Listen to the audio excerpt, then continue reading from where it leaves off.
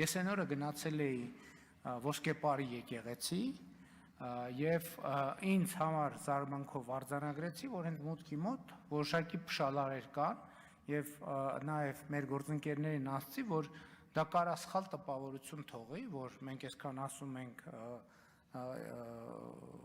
որ սահմանազատում էսպես է եղել, հիմա մուտքից 2 մետր են կողմ, բան կա, փշալարեր են փռած եւ պարզեցի, որ խնդիրն է նա, որ այդ հատվածում որոշակի ականային մտավախություններ կան եւ այնտեղ պաշտպանության նախարարությունը եւ սահմանապահները փշալարով փակել են, որպեսզի եւս մեկ անգամ ականազերծման հետ կապված աշխատանքներ իրականացնեն, որպեսզի եկեղեցին եւ իր շրջապատը, մանավանդ որ մարդկանց ընդեղել ճանապարհը նորոգել ենք, մարդկանց հոսքը ակտիվացել է, ճիշտ է, սենց թեքություն է, բայց մարդ էս կարող է ինչ որ մեկը որոշի իջնել ներքևը, ասենք ժամանակ անցկացնել եւ այլն, ինչ վերաբերվում է, ինչ Դե հիմա ունեն տեղեկություններ, բան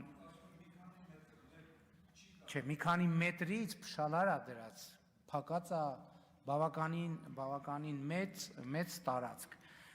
Ես նկատի ունեմ, կարող են այսպիսի աշխատանքներ լինեն, ինչ վերաբերվում է սահմանազատման հետ կապված աշխատանքներին, դուք գիտեք, որ այս ընթացքում սահմանազատման աշխատանքներ առանց դրանց մասին հայտարարելու տեղի չեն ունեցել եւ տեղի չեն ունենալու եւ չեն կարող տեղի ունենալ, որովհետեւ սահմանազատումը սկսվում է զուգահեռ տեղեկատվություն է տեղի ունենում եւ այսինքն այդ սպասումը ձևավորել, որ վայ թաքուն կարա սահմանազատման աշխատանք տեղի ունենա, այդքան էլ ճիշտ չի։